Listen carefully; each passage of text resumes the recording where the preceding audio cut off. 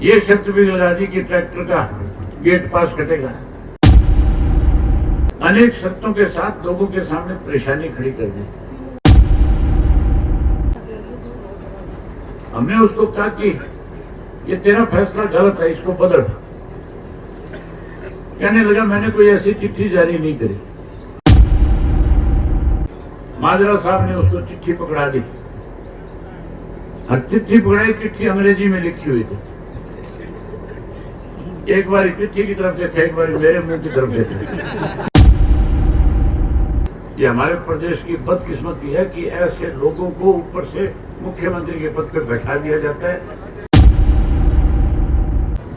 हाँ, उन्होंने जवाब लेने आए, ये तेरा फैसला वापस लेगा या इसे लागू करेगा, ये बता दे। आखिर हमें उसने आश्वासन दिया कि मैं इसको वापस ले लूंगा। यहां तक भी चपरासी भी नहीं था। इस मुख्यमंत्री के पास कोई अधिकारी नहीं होगा, वो डमी होगा कि नहीं होगा? ये तो मनोहर लाल खट्टर का फैसला था।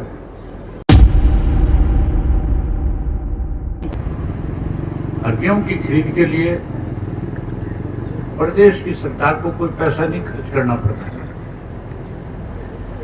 प्रदेश की सरकार तो केवल एजेंट के रूप में काम करती है। जितनी ज्यादा गेहूं की खरीद करेगी सरकार, उतना ज्यादा कमीशन सरकार को मिलेगा, सरकार के खजाने में पैसा आएगा। लेकिन हैरानी की बात है, जहां सरकार को ज्यादा गेहूं खरीदनी चाहिए थी, वहां अब की बार गेहूं खरीद में भी कटौती कर दी। सुविधा देना तो दूर की बात थी, 80 लाख मैट्रिक टन गेहूं खरीदनी चाहिए थी, उससे ज्यादा खरीदनी चाहिए थी। लेकिन सरकार ने अब की बार जो गेहूं खरीद का लक्ष्य रखा है, वो 72 लाख क्विंटल है, 72 लाख मैट्रिक टन गेहूं खरीदने का है। 8 लाख मैट्रिक टन गेहूं कम खरीदेगी, उससे किसान के सामने और परेशानी आएगी।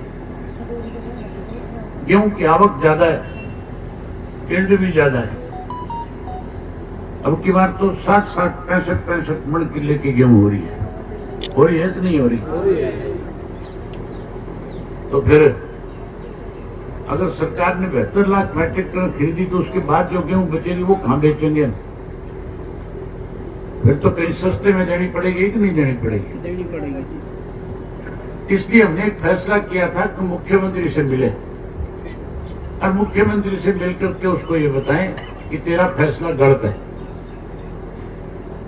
मैं, माजरा साहब और हमारे साथ 12-13 और पार्टी के सीनियर साथी थे, कुंडू साहब भी साथ थे। हमने सबने मुख्यमंत्री से समय मांग लिया। 12 तारीख को शाम को 6 बजे मिलने का समय निर्धारित होता।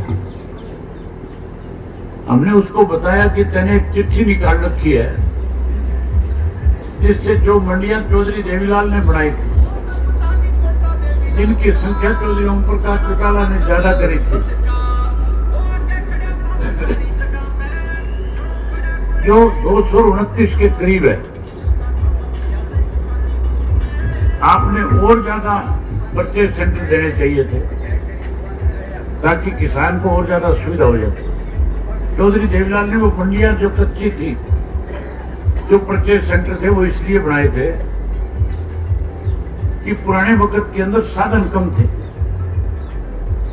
मंडियां कम थी, किसान को अपनी फसल जो है दूर दराज ले जानी पड़ती थी, पैसे ज्यादा खर्च करने पड़ते थे, टाइम ज्यादा लगता था।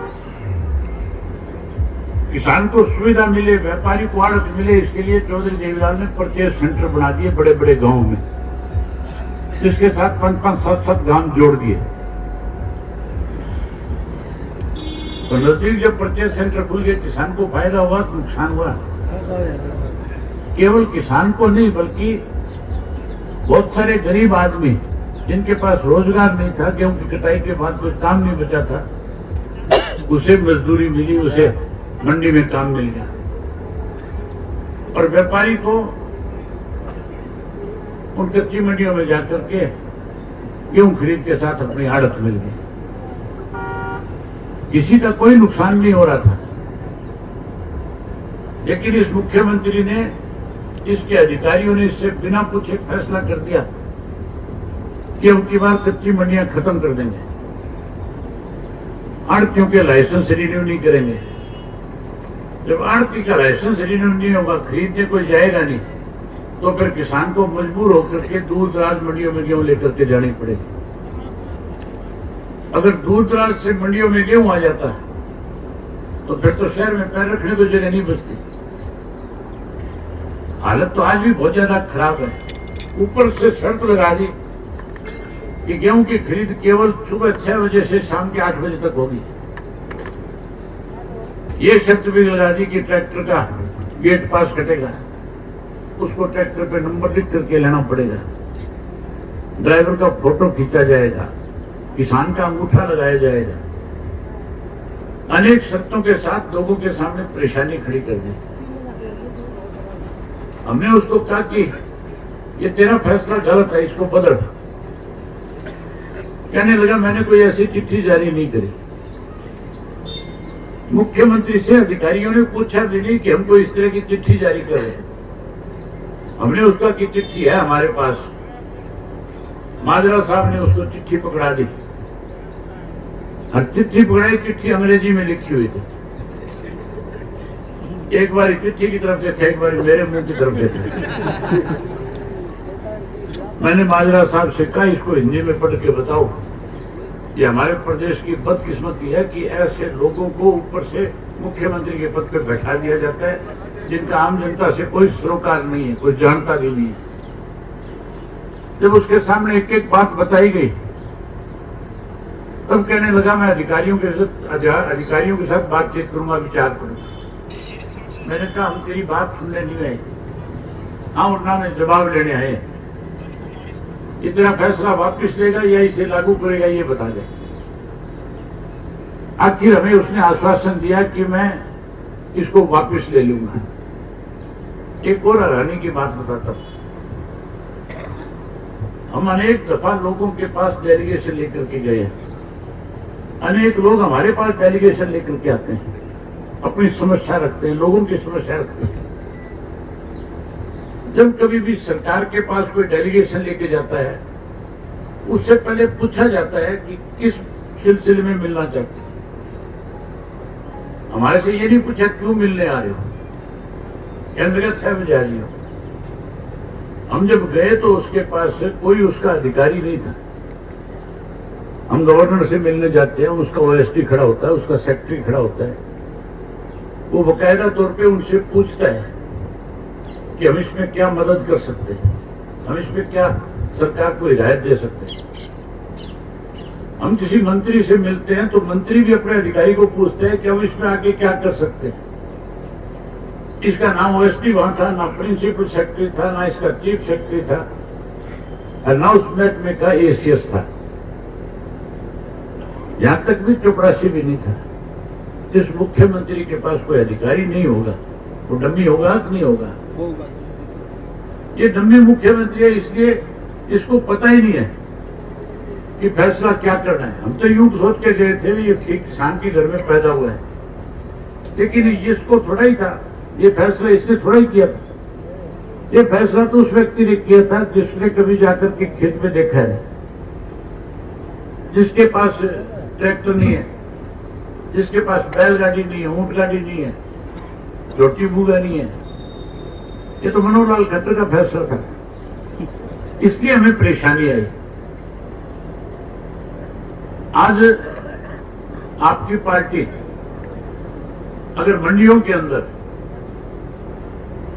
ये किसान कष्ट निवारण केंद्र ना खोलते तो मान के चलो ट्रैक्टरों की लाइन लगी होती, कोई मंडी में बढ़ने नहीं देता। तुम्हें बधाई देता हूं इंडियन नेशनल लोकदल पार्टी के कार्यकर्ता और पदाधिकारियों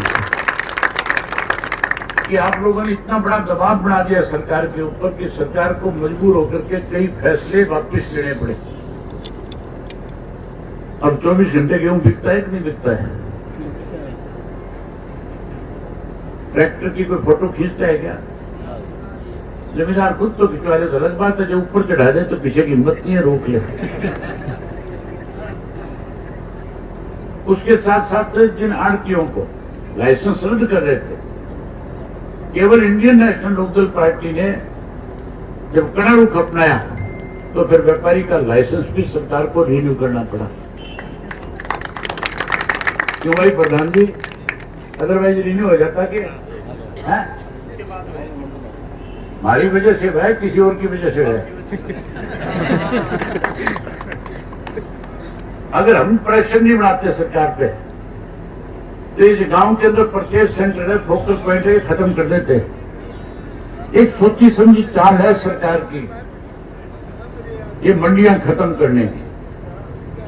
ये मंडियां खत्म करके आपको मजबूर करना चाहते हैं कि आप अपनी फसल सीधे ले जाकर के अंबानी और अडानी के गोदाम में डाल दो, और वो फिर अपनी मर्जी से रेट लगा करके तुम्हें पैसा दे। इसलिए आपको चेताने आया हूं, अगर आप लड़ाई ना लड़ते, अगर आप समय ना निकालते तो आज किसान के सामने बहुत बड़ी परेशानी हो जाती।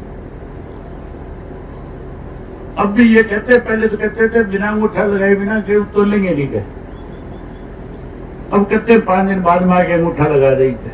पेंडा छुटाना था वह, पर पेंडा छोड़ेंगे नहीं जब तक ये सारी चीज खत्म नहीं हो जाएगी।